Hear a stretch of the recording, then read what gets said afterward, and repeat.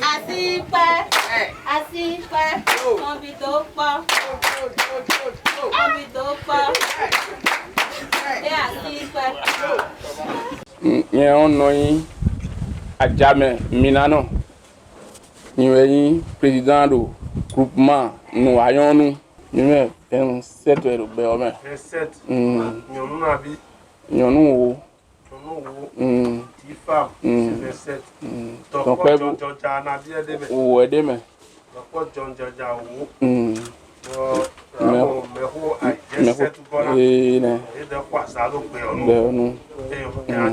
Donc, je comprends bien que la coopérative était déjà bien créée et que grâce à FUPRO, vous aviez entendu parler du PADAM.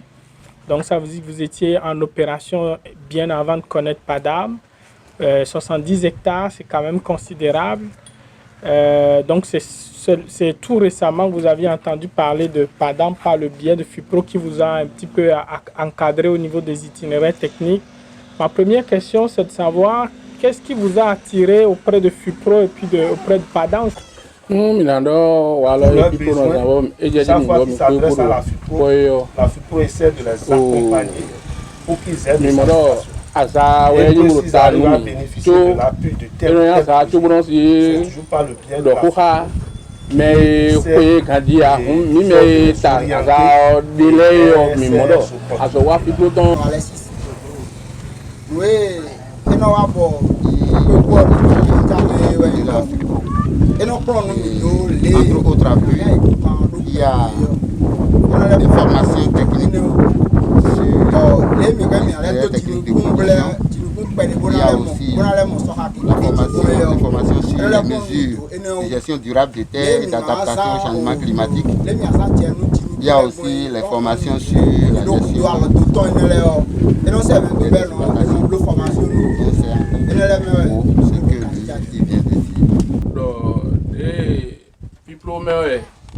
il a parlé de l'exemple de formation GDT.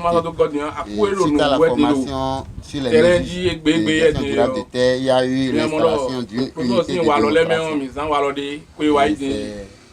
une mesure qui a été utilisée. Et suite à l'utilisation du Mukuna, il y a eu du maïs. On peut aller voir maintenant partout dans le village. Il y a la sécheresse qui a vraiment bâti son plein, de sorte que le maïs n'a pas donné du tout. La mesure GDT là qu'on a utilisée, on peut aller voir maintenant. Par rapport aux semences là, ce qu'il a manqué de dire, c'est qu'on a plein de multiplicateurs en fait de semences qui sont ici dans ce village, qui sont connectés directement à l'Union. Là où on a quitté tout à l'heure l'Union communale des producteurs de Djidja. Donc eux, ils vont leur prendre plutôt les semences de base et ils viennent maintenant mettre ça au niveau de ces multiplicateurs qui essaient de les multiplier et ils se connectent maintenant à l'UCP pour avoir de bonnes semences pour pouvoir mettre en place. Donc c'est ce système-là qui alimente véritablement la fourniture de semences au niveau des coopératives qui sont membres en fait, de l'UCP.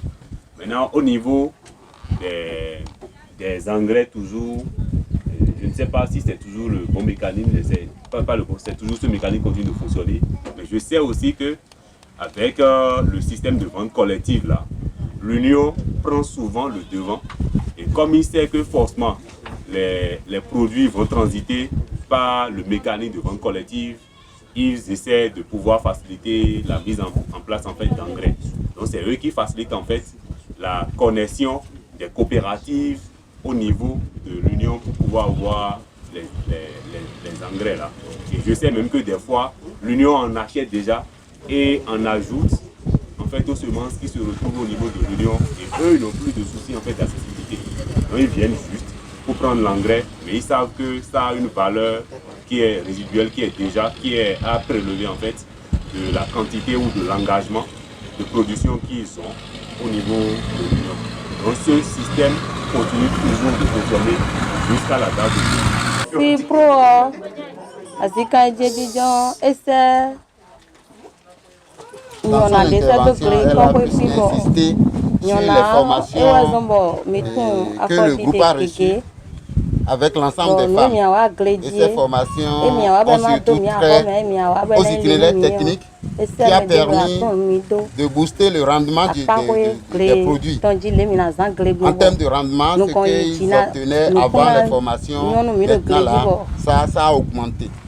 Il y a aussi certaines pratiques qui sont interdites telles que les cultures et le déboisement total des fers. D'autres choses, donc ils savent aujourd'hui que sur un état, il faut un certain nombre d'arbres pour permettre de lutter un peu contre les changements climatiques. Donc c'est un peu ça. Et ça lui a permis quand même d'améliorer son revenu, comme d'autres femmes. Je voudrais savoir, est-ce que vous bénéficiez des services de l'ATDA 4? Est-ce qu'il y a un CSEC à Djidja? Est-ce qu'il vous donne des conseils? Est-ce qu'il vous appuie? Par le Benoît.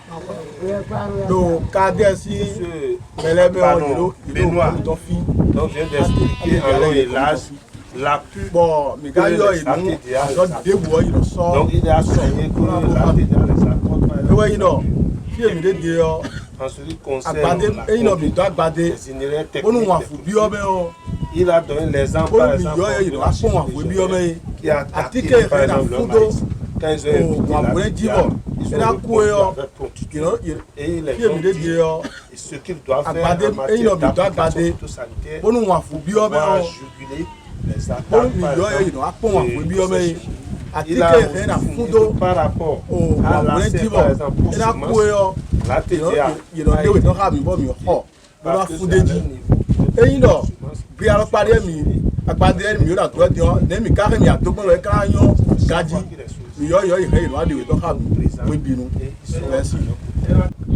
ma question c'est de savoir, de faire la comparaison. La coopérative existe avant de connaître Padam. Un hectare de maïs là donnait combien de tonnes avant? Et maintenant, quand vous avez l'accompagnement du Padam là, sur un hectare de maïs cultivé, ça vous donne quel tonnage? Ça, c'est ma première préoccupation. Donc, c'est de voir quel a été le changement de façon claire. La deuxième question, c'est de savoir, le président a parlé de difficultés, de besoins d'aide, de séchage. À part ça, quelles sont les autres difficultés? Et aussi, si on arrivait à trouver des solutions à cette difficulté, jusqu'à quelle superficie la coopérative peut travailler? Nous bois, nous ouvert des lèvres et support. Nous niveau émidé, au départ, sur un état, sans les appuis même de la FIPRO, ils obtenaient 100 kilos comme ça. Mais avec les appuis de la FIPRO, ça a monté jusqu'à 1,5 tonnes à l'hectare. Mais avec Padam, il estime ça déjà à 2 tonnes. Donc c'est ce qu'il peut dire par rapport aux autres besoins. Et ils ont parlé de l'aide de séchage, puisque c'est les bâches qu'ils utilisent actuellement avec ces limites. Maintenant, il y a aussi la clôture du domaine du magasin pour empêcher les bêtes de gêner les produits qu'ils ont mis au séchage. À part ça, il a parlé de la mécanisation de l'agriculture à cause de la main-d'œuvre qui devient maintenant de plus en plus rare. L'autre contrainte aussi, c'est la transhumance. D'abord, ça fait l'entassement des sols. Ça fait que les ouvriers les tassent pour la culture et ça devient culture. Donc il faut beaucoup d'argent pour avoir d'ouvriers. En dehors de ça, il y a la destruction des cultures par les bœufs en transhumance. Si on suivait ça le jour, la nuit, ils peuvent venir. De sorte qu'aujourd'hui, nous sommes dans un village agricole, mais on ne peut pas dire qu'on va trouver du manioc maintenant. Et ça dure un peu. Si tu mets du manioc à terre, c'est sûr qu'une nuit, la bête détruise tout ça. On sait un peu, en résumé, ce qu'il a dit. Merci. Donc si les appuis fournis par le projet et ses partenaires ont déjà produit des effets à terme, en termes d'augmentation de volume de produits commerciaux, parce que moi je vais venir sur la question commerciale, mais je vais lire celle de Damien tout à l'heure. Donc est-ce que vous avez un effet sur l'augmentation de volume en termes de commercialisation du prix au producteur, donc le prix au producteur, je ne sais pas ce que FIPRO peut nous expliquer par rapport à ça, et de la maîtrise des itinéraires techniques qui étaient inconnus avant le PADAM. Bon, c'est Damien ne savait pas qu'on avait un peu cerné ces questions-là, mais je pense que ce serait important d'y répondre pour qu'il ait directement ses réponses à lui.